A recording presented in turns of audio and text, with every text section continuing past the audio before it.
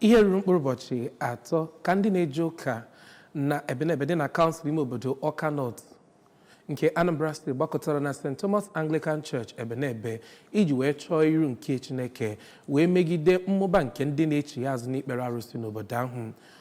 Ọgbakọ ekpere ahụ nke isiokwu ya bụ site n'ọchịchịrị banye n'ihe ka ndị na-achịkọba ya bụ kwuru na ha haziri ya nke ọma iji wee mee ka ndị mmadụ mata ihe ịcha aka mgba na-ezute ndụ ime mmụọ ha, ọkachasị otu okwu ikpere arụsị si wee bụrụ ihe senyetekwara isi ọzọ.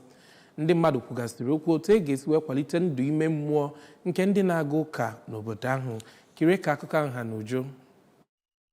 N'okwu o kwuru n'ụbọchị ikpeazụ enwere ya bụ ntute mmụọ bụ nke ejiri ụka pụrụ iche wee chịkọba ka onye nkụzi nakwa bishọp nke dayọsis Amishi bụ Right Reverend Ephraim Ikeakọ kpọkwuru ndị nke Kraịst ka ha gbara ikpere arụsị ọsọ ma chọọ Chineke maka nnwere onwe ha. Ya bụ bishọp mere ka amata na oke ọghọm dị na ịchọ akụ nke ụwa ma mekwa ka amata na ofufe ọbụla nke a na-efe na-abụghị n'ebe Kraịst nọ na ya bụ ofufe ga-eduba ha n'ọnwụ site n'Ebenebe. Abụ m Emmanuel Chibata maka akụkọ ụwa ABS.